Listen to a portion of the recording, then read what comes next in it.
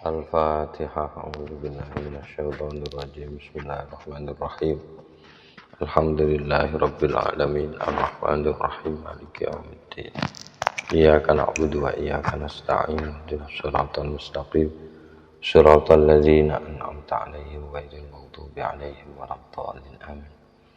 Bismillahirrahmanirrahim. Alhamdulillahi rabbil alamin.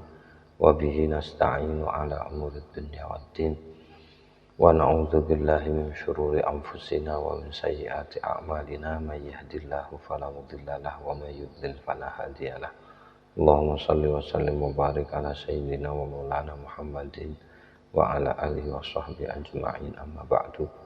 Faqala al-musannifu al-imamu al-alimu al-allamatu al-bahrul fahamatu Jalaluddin As-Suyuti rahimahullahu ta'ala wa nafa'ana bihi wa bi'ulumihi wa amadana bimadatihi wa afadha alaina min barakatihi wa asrarihi fid dharaini amin.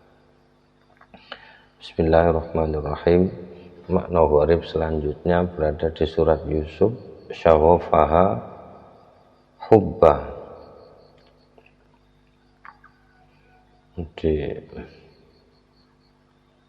syaghafaha hubba. Syaghafa itu di sini makna aslinya itu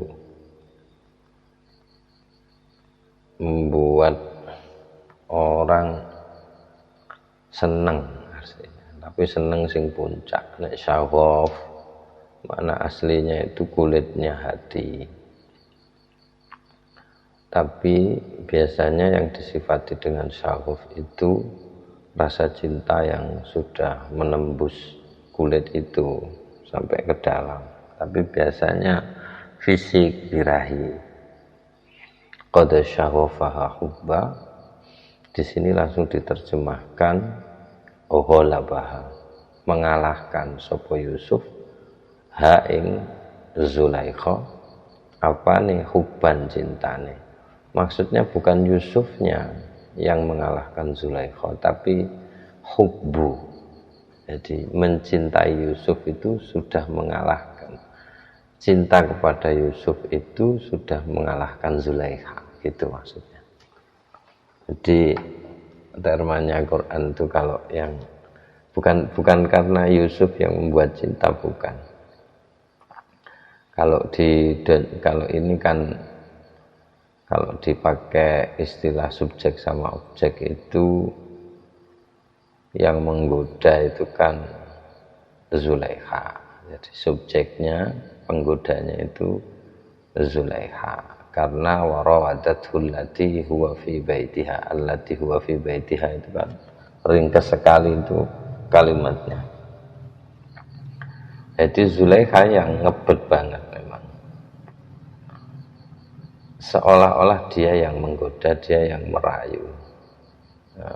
Atau dia yang merayu, dia yang menggoda. Tapi sesungguhnya arahnya justru terbalik. Yang menggoda sesungguhnya itu bukan Yusuf menggoda, maksudnya objeknya itu yang sesungguhnya menyerang, bukan subjeknya. Jadi agak terbalik-balik. Kayak begini, kalau di Don Juan itu kan katanya orang laki-laki yang menggoda perempuan, itu kebalik. Laki-laki itu posisinya itu tergoda, posisinya tergoda. Jadi yang menggoda sesungguhnya yang wanita, gitu. Jadi apa nek ngarani ya, subjek dan objek itu kalau di bahasanya Al-Ghazali di Tahaffudzul Falasifah itu kadang-kadang satu, al-ilmu, al-alim, maklum itu satu. Karena kalau tidak satu nggak akan bisa. Jika yang alim itu, alim objeknya apa? Maklum. Maklum objeknya, terus prosesnya disebut ilmu, itu satu kesatuan. Gitu. Ya kira-kira gitulah. Tapi ringkasnya di sini cuma dikasih ghalabaha gitu. Jadi kalau syaghof itu kan ada tingkatannya, ada hub, ada apa, itu kan zaman dah tahu.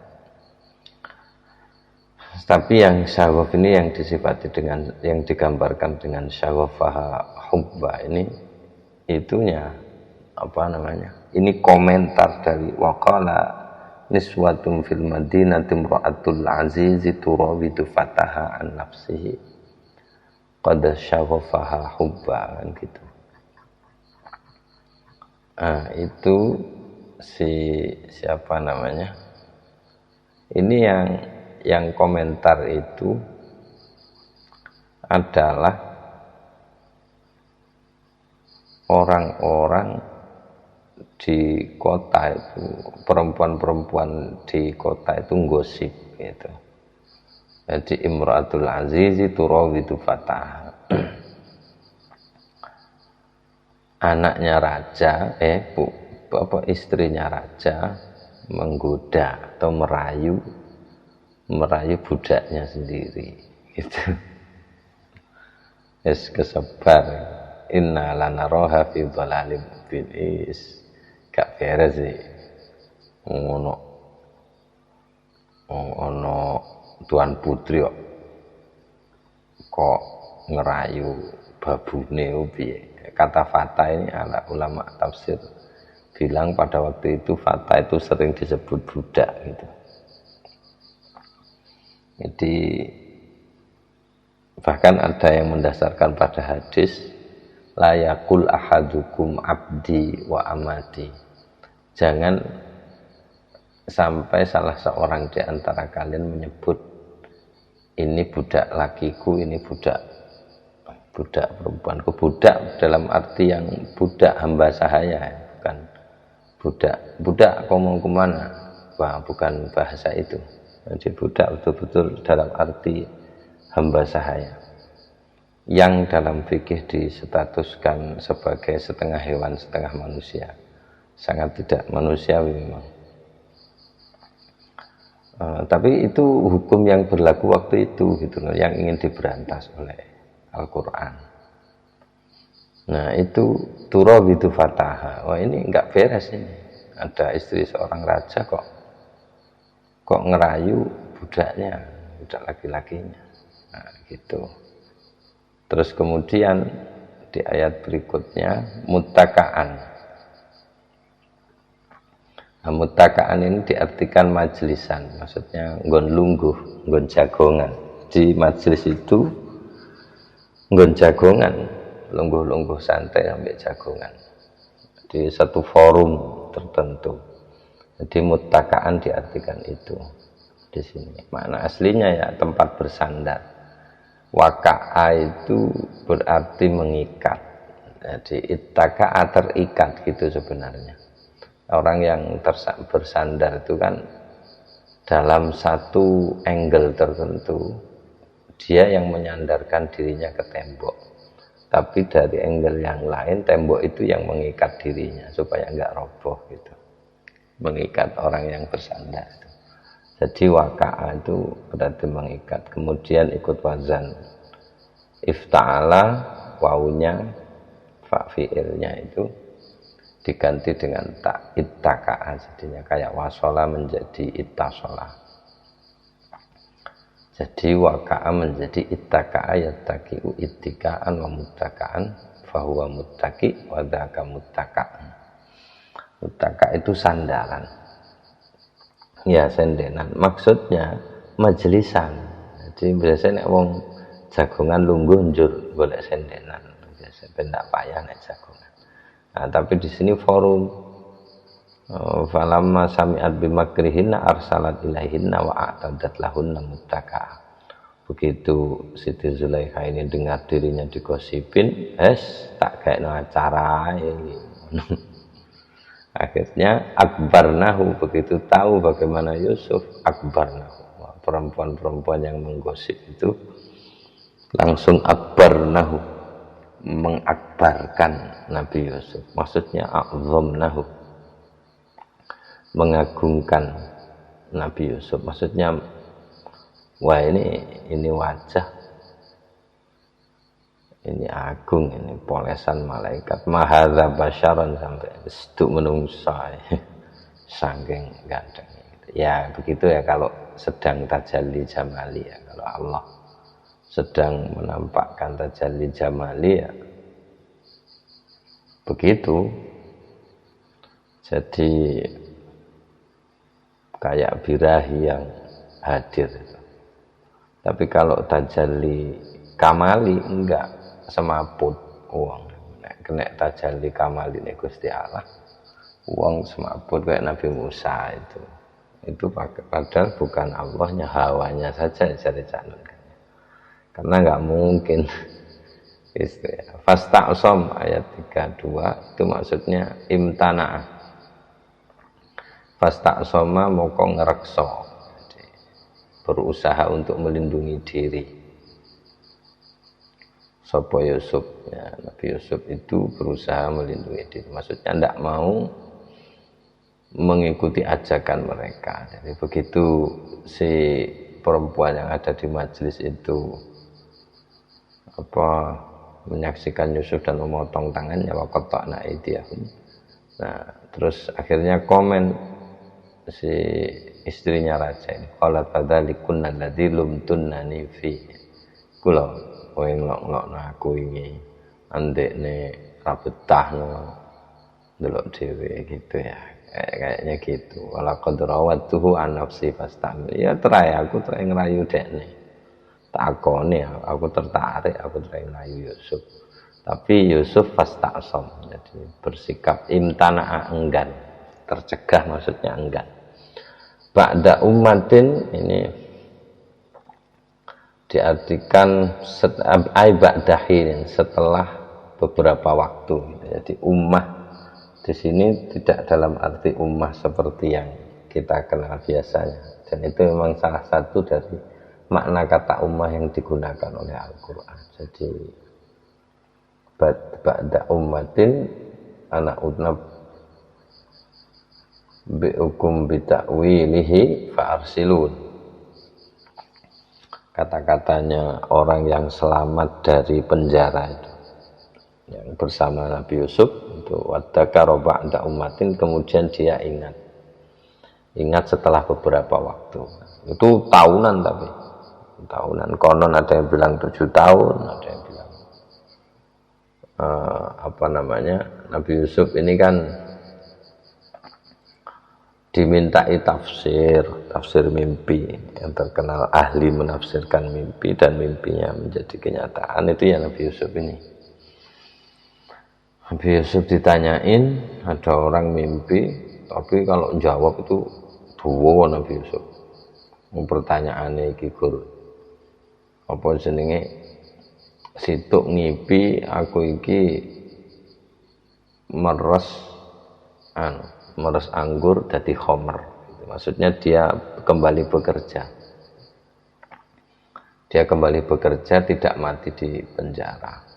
Sementara yang lain, saya bermimpi bawa roti di atas kepala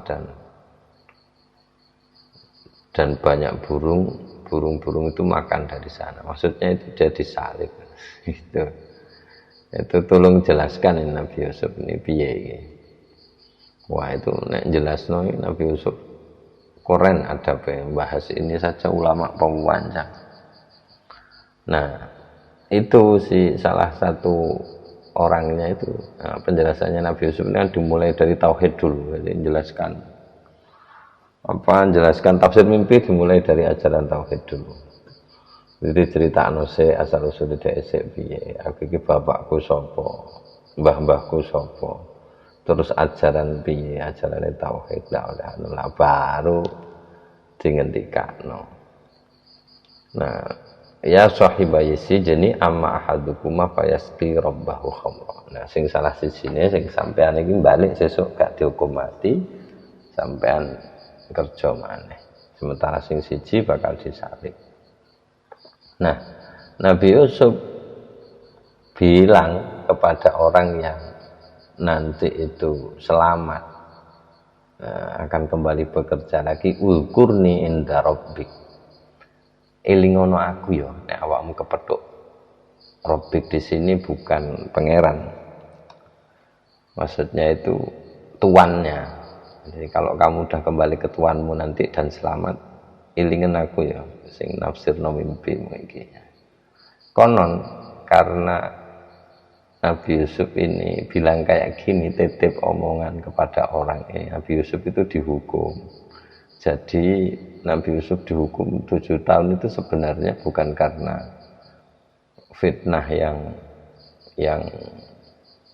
menimpa Nabi Yusuf, tapi ulama-ulama sufi itu kalau itu mah remeh katanya. Jadi kesalahan terberatnya itu bukan itu, tapi karena dia titip omongan pada orang, seolah-olah gak percaya nang pangerane, malah titip nang wong. Awakmu sesuk nek pas ono gojag-gajig soal mimpi iling aku ya, aku ning kene iso nafsir mimpi. Nah ngomongke ngono iki. Itu kesalahan besar itu bagi kekasih, sang kekasih. Titip omongan kayak ngono iki salah besar. Fa ansahu syaitanu dzikra rabbih. Tapi akhirnya bahasa administrasinya gitulah. Jadi setan membuat orang itu lupa sampai beberapa tahun. Sampai kemudian timbul, ya Allah lagi aktornya memang dibikin begitu ya. Timbul gojak-gajik soal mimpi wadakaro ba'da umatin itu. Jadi setelah beberapa waktu dia kemudian ingat fa'arsilun ndang kula diutus teng penjara mereka. Tak temonane Nabi Yusuf itu pinter nek tafsir mimpi. Nah, gitu kira-kira. Terus umatin di situ hinin di waktu setelah beberapa waktu. Terus kemudian tuhsinun, makna aslinya kalau ahsana yuhsinu ya melindungi. Tapi di sini langsung diartikan dalam konteksnya yaitu tuhazzinu, melemarikan makanan, maksudnya menyimpan. Jadi tuhsinun itu melindungi, itu maksudnya menyimpan. Jadi akan datang 7 tahun paceklik, 7 tahun subur. Nah, pada saat subur itu kesempatan untuk apa namanya menyimpan makanan supaya ketika paceklik masih ada persediaan makanan. Nah, ini kemudian ya'sirun di sini fihi ya'sirun, dan di tahun itu orang-orang itu kembali memeras kurma, memeras apa namanya al-a'nab anggur untuk jadi minuman, waduhna dan minyak untuk kemanfaatan yang lain. Jadi itu simbol aktivitas, orang nggak mati.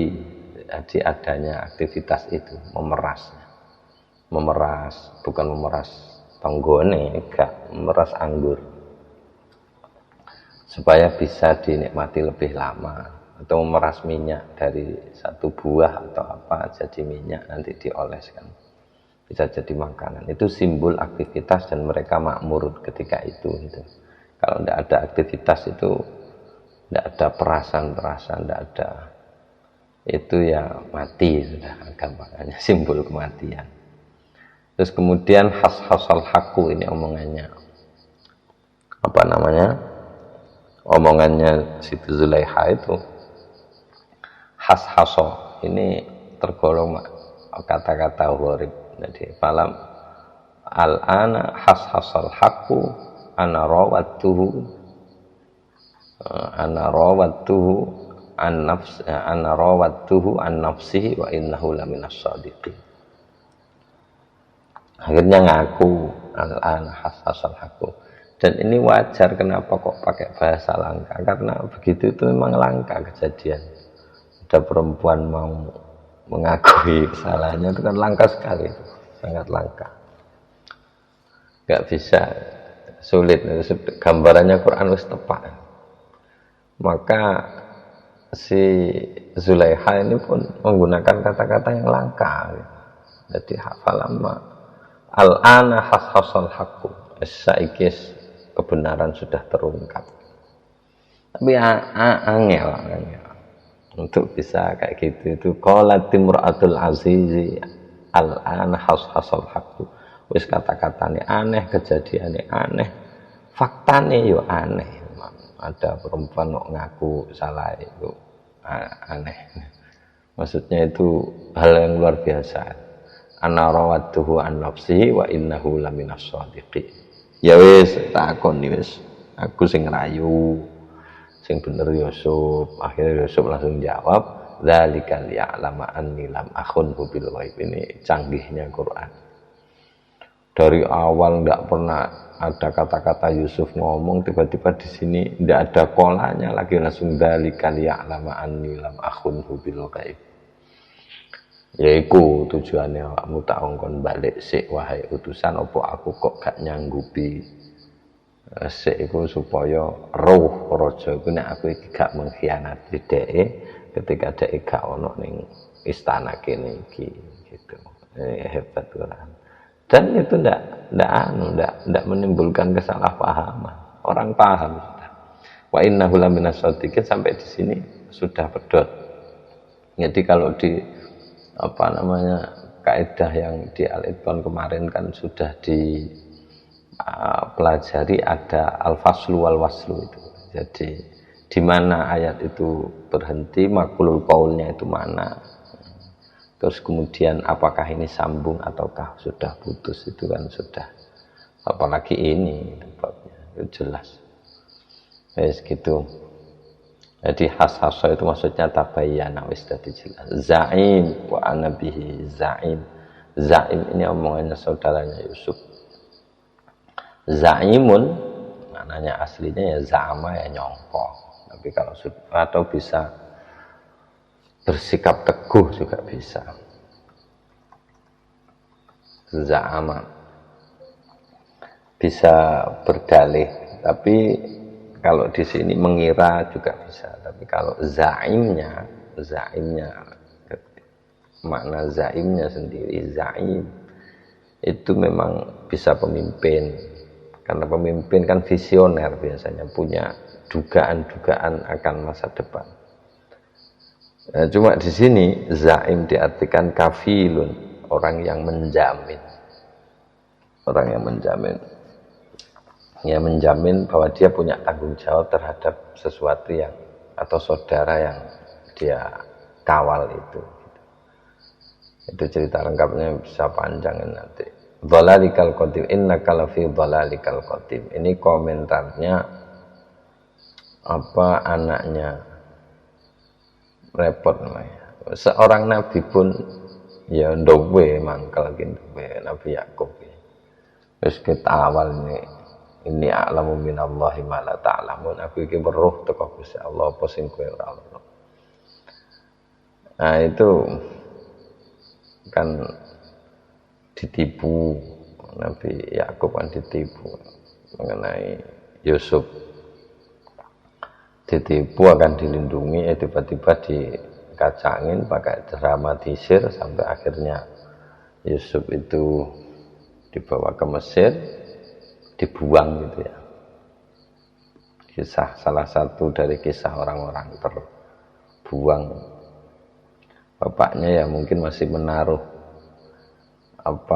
nggak enak hati lah terhadap anak-anaknya yang 11 itu, kecuali Bunyamin yang gede-gede itu.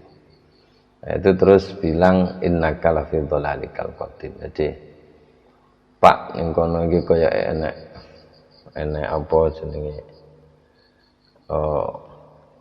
Yusuf Pak. Jadi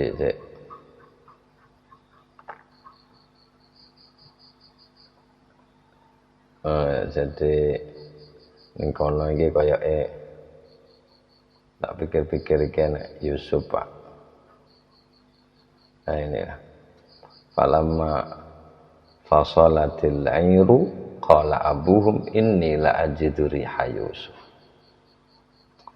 Begitu rombongan yang disuruh oleh bapaknya itu pulang dari kota sambil membawa makanan, aku kok kayak iki kok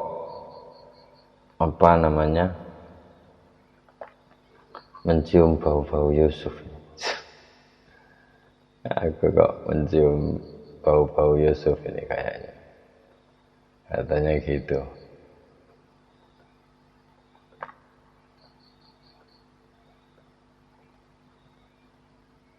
Jadi kok kaya aku iki mencium-cium bau Yusuf.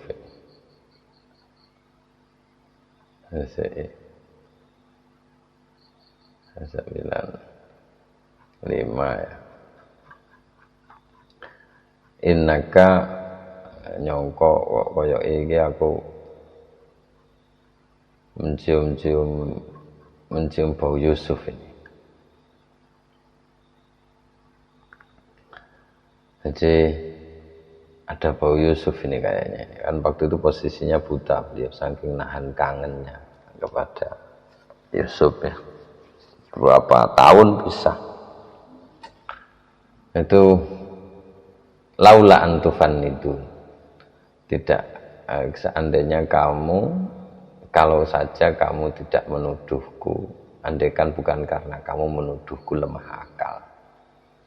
Jadi laula antufan itu. Jadi inilah la ajidu riha Yusuf. Qalu tallahi innaka lafi dhalalikal qadim. Demi Allah wahai Bapak, sesungguhnya engkau benar-benar masih dalam kekeliruanmu yang dulu. Awak menjenengan iku sik nyimpen Yusuf wis mati ya. Mbok angen-angen iku lho piye. Tak pegel to kono. Pada akhirnya ketika terbukti omongan bapaknya itu benar, jadi kan sudah konangan ini, kelambinya belum datang, belum dikasihkan saja sudah tahu Nabi Yusuf itu. Nabi Yakub sudah tahu bahwa ini adalah baunya Yusuf ini. Saking rindunya dari bau aja udah ketahuan. Makanya kisah ini runtun sekali ini, surat Yusuf ini. Tidak heran kalau Al-Quran sendiri menggelarinya Ahsanul Qasas. Ternyata benar itu memang sedang membawa bajunya Yusuf. Nanti kalau kamu kasihkan bajuku ini, ilhabu biqomisi hadza. Bapak saya bisa melihat nanti. Nah begitu dikasihkan, falamma anja'al basyiru alqahu ala wajhi fartadda basir. Begitu dikasihkan bajunya tok, itu sudah sembuh butanya. La tenan to, alam aqul lakum inni a'lamu minallahi ma la ta'lamun. Anu tak omong, aku iki weruh teko Gusti Allah apa sing kowe ora weruh. Wis Pak, aku ngaku salah, wa qalu ya abana astaghfir lana dzunubana inna kunna khotiin. Wis Pak, aku ngaku salah. Jalukna sepuro nang Gusti Allah. Jawabannya yang agak emosi.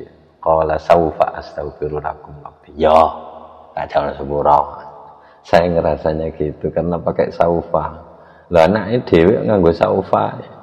Kudune kan astaghfirullakum rabbi, mbok ngono kan penak. Tapi gak iso dipungkiri. Memang wis aku sejak awal mbok apusi ya.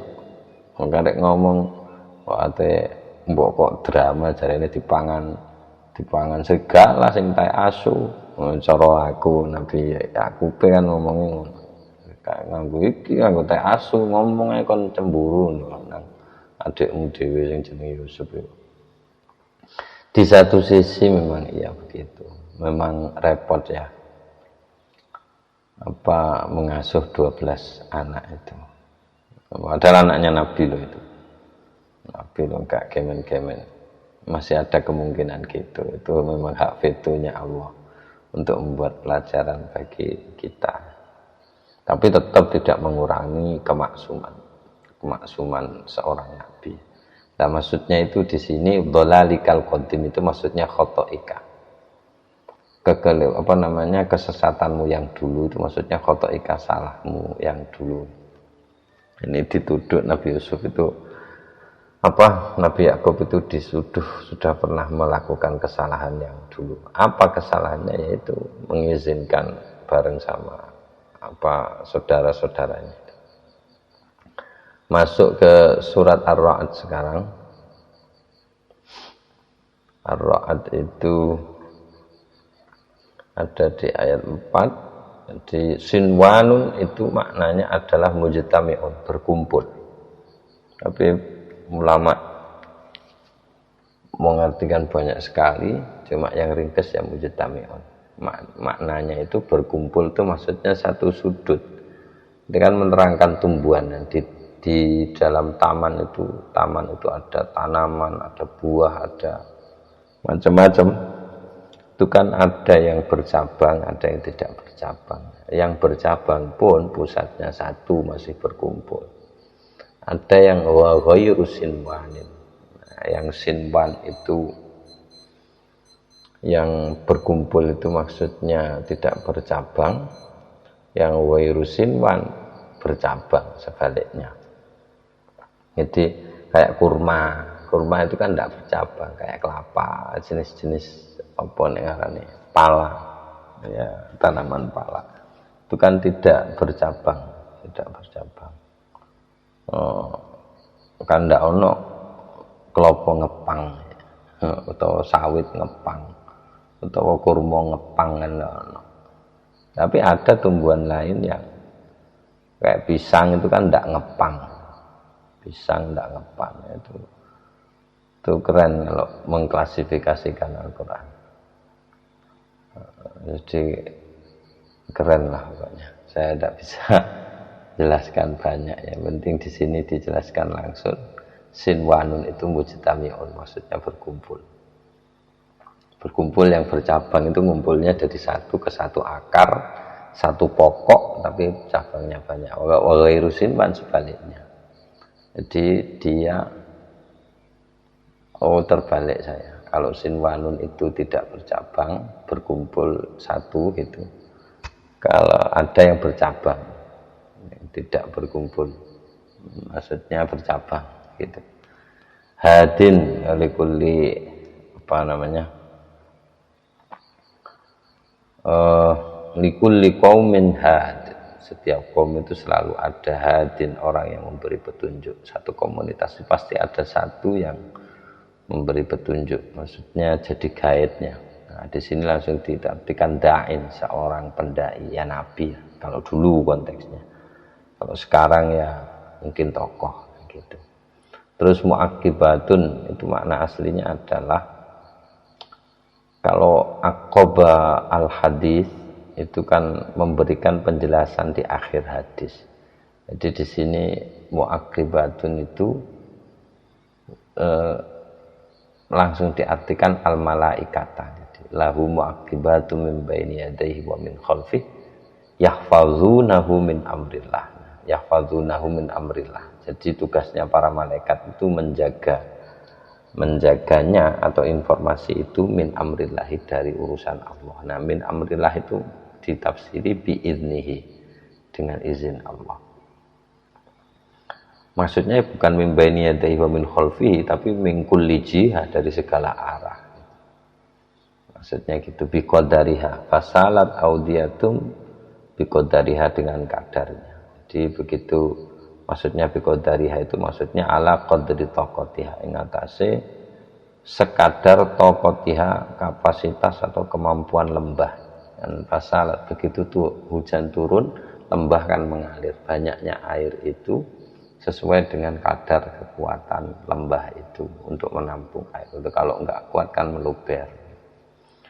Walahum su'uddar, elek-eleke umat. Maksudnya su'ul akibati adalah elek-eleke hasil akhirnya.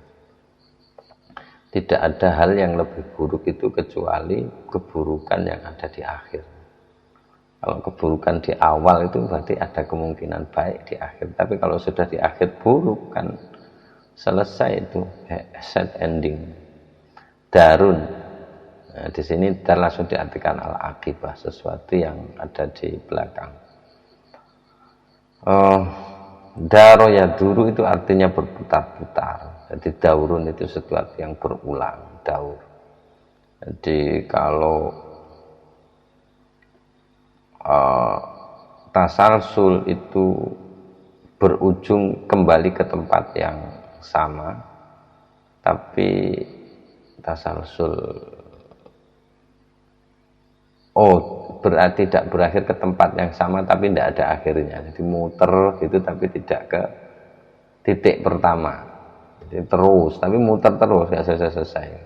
Asal usul. Kalau daur dalam diskusi ilmu kalam, gitu. Jadi kata dar ini pun begitu, tempat orang berputar-putar ya, dia berkelilingnya di situ seringnya berarti rumahnya kan balik metu mlebu meneh muter-muter ning kono mlebu kamar ning kono gitu. Itu kan tempat kembali. Karena itu tempat kembali biasanya di akhir, maka kemudian su'ul akibah diartikan buruknya akibat yang bagian akhir. Tuba alladzina amanu wa amilus solihati tuba lahum wa husnul ma'ab. Orang-orang yang beriman dan beramal soleh itu tuba utawi kebagusan, itu makna aslinya. Jadi thayyib itu fu'lah. Tapi di sini harus diartikan farahun, kebahagiaan, wa qurratu ainin, lan qurratu ain itu tenangnya mata. Jadi mata kalau sudah memandang itu sudah tidak pindah-pindah lagi, tenang. Jadi qurratu ain itu maksudnya ya bukan hanya enak dipandang, maksudnya ya tenang itu. Jadi kalau kita sedang fokus pada sesuatu kan mata kita tidak berpindah-pindah. Ya di situ orang bahagia. Kalau masih ke sana kemari kan bingung. Kalau meripatnya ke sana kemari tidak jejak, tidak ajak. Kira-kira begitu. Terus kemudian afalam yai asil ladin. Di sini kata yai asnya itu maknanya ya'lam. Afalam yai asil ladina. Afalam yai asil ladina.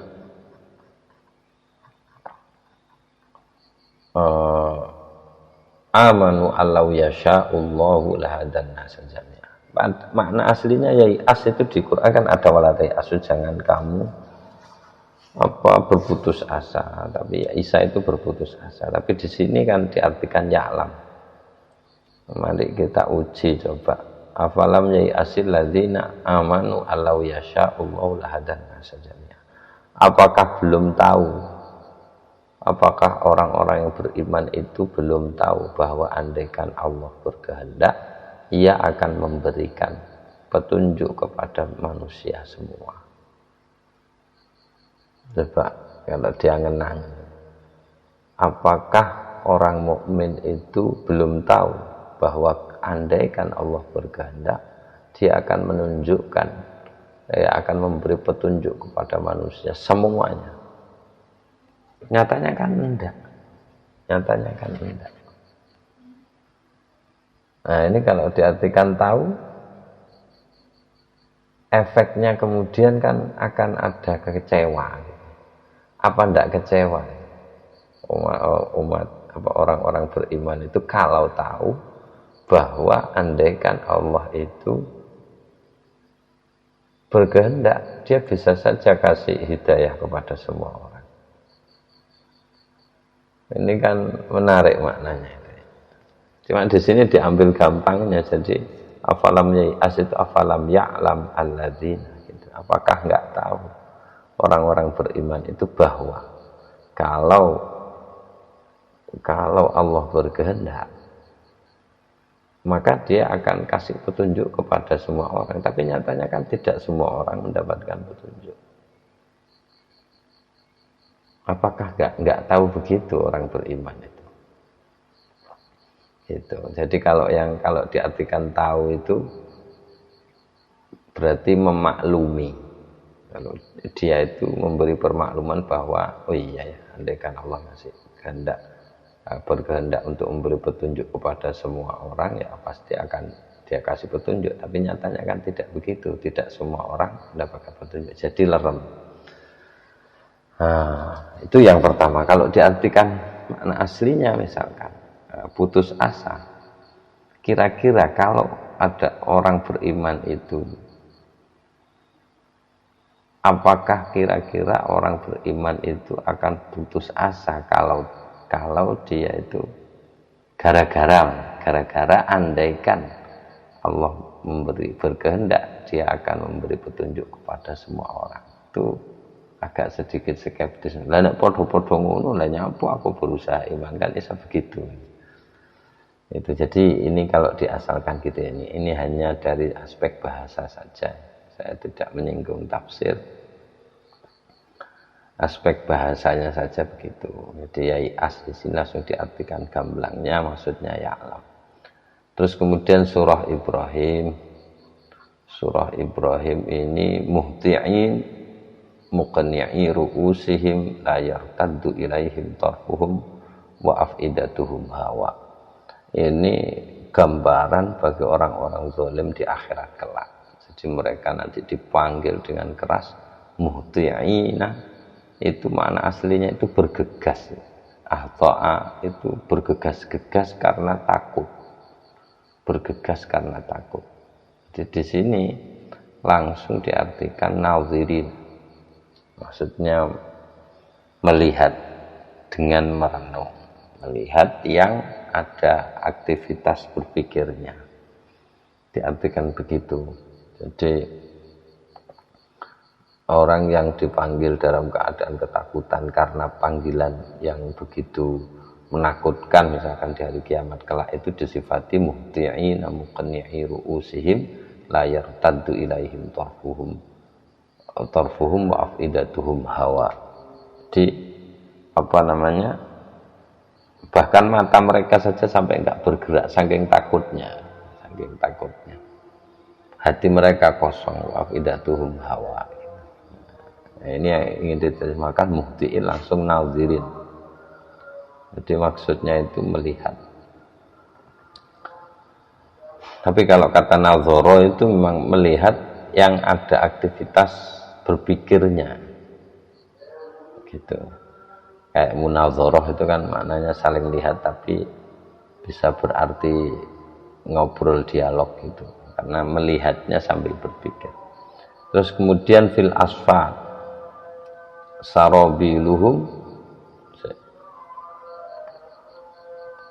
49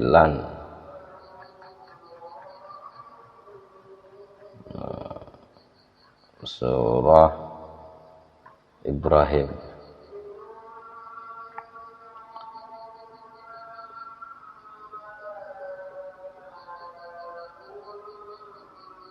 Ya, itu kan ceritanya gitu. Jadi innama yu'akhiruhu liyaumin tashkhasu fihi al-absar. Jadi mata semua dalam keadaan ketakutan.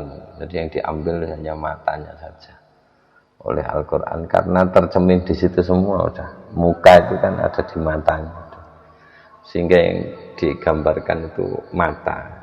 Sebelum Picasso kesulitan menggambar mata, itu memang jadi perhatian. Tashkhasu fihil absar. Picasso kan dalam kisahnya itu kan ada satu lukisan wanita itu tidak selesai-selesai. Ya matanya itu yang nggak selesai. Sampai kemudian begitu dia sudah mendapatkan jiwanya, baru dia lukis matanya. Nah, setelah dilukis matanya, lukisannya kena lelang mahal, dia mati. Ya mungkin gitu ya, kira-kira memang muka itu ada di matanya. Nah, sulit katanya. Saya tanya sama teman, ada komentarnya Mas Ali bagaimana tentang melukis itu, kalau melukis wajah. Kalau teman saya yang suka gambar itu yang paling sulit dari sebuah wajah itu mata, yang paling sulit. Itu muhti'ina muqni'i ru'usim, sambil mata kepalanya ndongak, matanya tidak berkedip, posisi dia sedang bergegas, kondisi batinnya kosong, wis jangkep gitu. Gitu. Terus kemudian fil asfad, ini penggalan dari ayat mana fil asfad. Nah ini watarul mujrimina yauma idzin muqarranin fil asfad, orang-orang yang berbuat dosa pada hari itu mereka dibelenggu. Fil asfad itu ada di dalam belenggu, piro-piro belenggu, softun jamaknya asfadun, ai fi withakin, berada dalam ikatan. Itu maksudnya belenggu itu. Terus qatiranin sarabiluhum min qatiranin wa tawsha wujuhahumun nar. Ini menggambarkan betapa menakutkannya ya, nuansa di hari kiamat itu.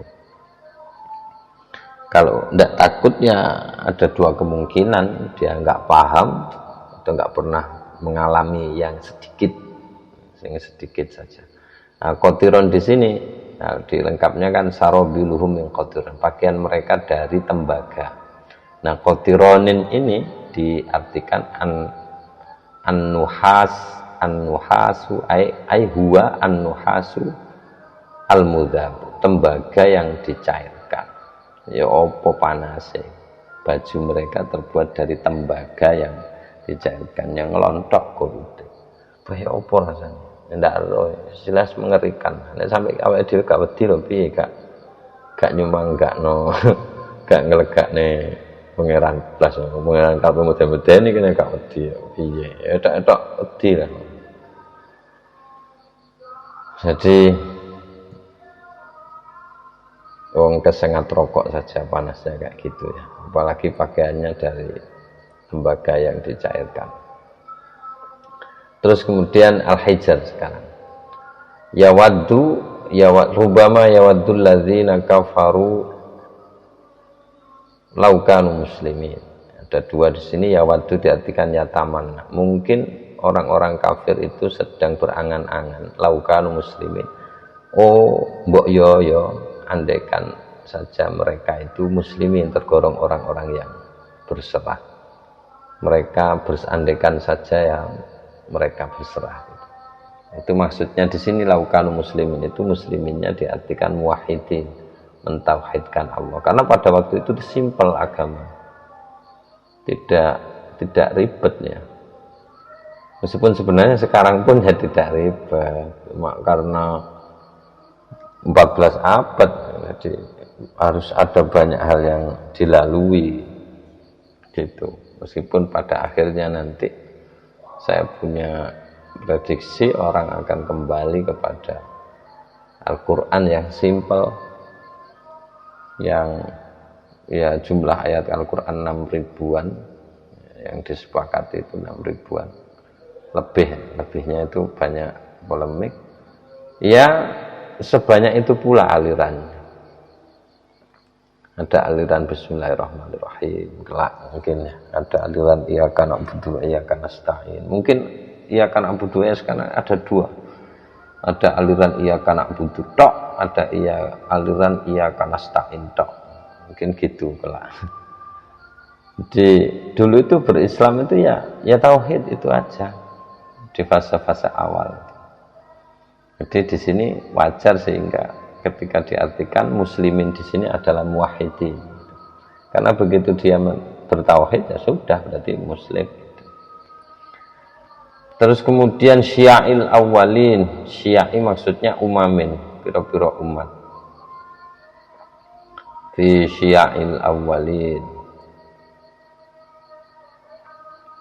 pira-pira umat. Maksudnya walaqad arsalna min qablika fi syia'il awwalin, maksudnya dari umat-umat orang-orang terdahulu. Syiah itu kan pengikut ya, gitu. Kalau sya'a tersebar, biasanya sesuatu yang tersebar itu mengikut-ikut gitu. Biasanya otak-adik gadoknya begitu. Terus kemudian syai'im mauzun, jadi ambatna fiha min kulli syai'im mauzun. Jadi kami tumbuhkan di dalam bumi itu dari segala hal yang mauzun, makna artinya itu ditimbang, sudah ada pertimbangannya. Tapi di sini langsung diartikan maklumin, sudah diketahui, ada takarannya. Hal yang diketahui itu karena ada batasannya. Kalau tidak ada batasannya nggak bisa diketahui. Disebut udara kan ada batasannya, sehingga begitu keluar batas dia tidak lagi disebut udara. Kan begitu. Jadi maklumin itu mauzunin artinya ditimbang. Sesuatu yang terbatas itu pasti ada timbangannya. Mesti ya, gak iso itu. Gak bisa kalau wazan kan citaan, timbangan, standar. Jadi maklum itu langsung diartikan mauzunin, ditimbang, maksudnya itu maklumin segala hal yang diketahui. Jadi segala tumbuhan yang diketahui. Sampai saat ini saja masih ada tumbuhan yang kita nggak tahu namanya, atau saya saja barangkali nggak tahu. Situ pernah cerita itu Mas Iman Budi Santoso itu yang sudah berinisiatif, sudah ketemu ada 3.000 nama-nama tumbuhan di sekitar yang kita sudah tidak tahu namanya. Itu yang diketahui dan masih banyak. Hama'in masnun, maksudnya hama'in itu tinin, lempung, masnunin, rotobin di sini diartikan basah, lempung yang lembek atau basah. Di sini masnunin diartikan basah. Basah itu artinya cair, lunak. Kalau makna aslinya dari sana ya sunu kan mentradisikan, membiasakan atau usia. Yang sesuatu yang menjadi sunnah itu, menjadi tradisi itu kan cair, menjadi budaya kan cair. Kalau tidak cair kan tidak bisa mengembang sampai berlanjut, kan tidak bisa, memang harus cair. Jadi wajar kalau kemudian ini diartikan tinin rotobin, jadi lempung yang basah. Terus kemudian ahwaitani wawiya, itu jatuh ke dalam lembah, maknanya tersesat. Ahwaita, menjatuhkan ke dalam lembah, nih siro Rabbi bima ahwaitani la uzayyinanna lahum. Al-Hijr 39.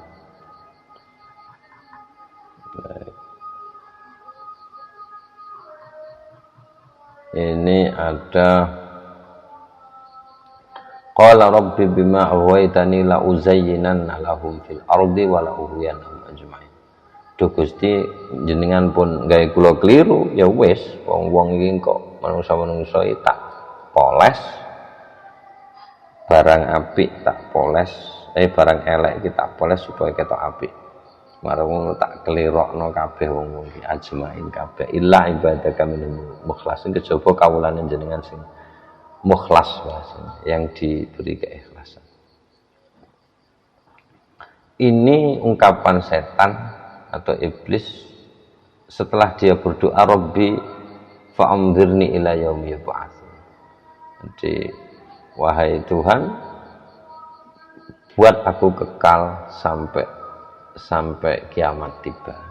Ini dikabulkan, iblis dikabulkan doanya. Iblis, apalagi yang bukan iblis. Nah, maksudnya aghwaytani itu adlaltani, menyesatkan kamu ini kepada saya. Karena engkau sudah menyesatkan saya, Allah ya wis tak go kabeh manungsa iki keliru kabeh, gak terima. Ya kejaba hambane jenengan sing betul-betul mukhlis gitu. Terus kemudian fasda' bima tu'mar, soda itu makna aslinya memecah. Fasda' bima tu'mar menjadi wahyu pertama, perintah dakwah secara terang-terangan, kondangnya begitu. Makna aslinya soda' yang memecah. Jadi memang suruh bikin gempar. Wis saiki umumno wis wis, karena bolo sudah banyak, sudah siap, kondisi sudah siap, ya sudah. Fasda' bima tu'mar, lantangkan apa yang kamu diperintahkan untuk menyampaikan wahai Muhammad. Sudah, silahkan ngomong gitu. Fa'amdi maksudnya laksanakanlah hiteng matukmar. Ini di sini maksudnya fasda' bima tu'mar langsung fa'amdi, maksudnya laksanakanlah gitu. Fa'amdi kudu melaksanakan sira hiteng matukmar itu tadi. Wis tetep kene sik, muga-muga diparingi manfaat. Muga-muga tetap diparingi tresno teng Al-Qur'an. Mugi-mugi sehat kabeh, lancar rezekine, ngapura sing akeh, matur nuwun sing akeh. An-Nahl birruhi, ay maksudnya bil wahyi, wallahu a'lam bissawab. Al-Fatihah. A'udzubillahi minasyaitonir rajim. Bismillahirrahmanirrahim. Alhamdulillahirabbil alamin, arrahmanir rahim, maliki yaumiddin. Iyyaka na'budu wa iyyaka nasta'in. Ihdinas siratal mustaqim. Shiratal ladzina an'amta 'alaihim ghairil maghdubi 'alaihim waladdallin. Amin. Kalamun qadimul la yumallu sama'uhu, tanazzaha an qawlin wa fi'lin wa niyatin. Bihi astafi min kulli da'in wa nuruhu dalilul liqalbi 'inda jahlihi wa ya Rabbi matti'ni bisirri hurufi nawwir bi qalbi wa sam'i wa qalbi. Ya Rabbi waffiqni bitaqwaka ya Allah. Ya Rabbi irhamni bi husni khatimati.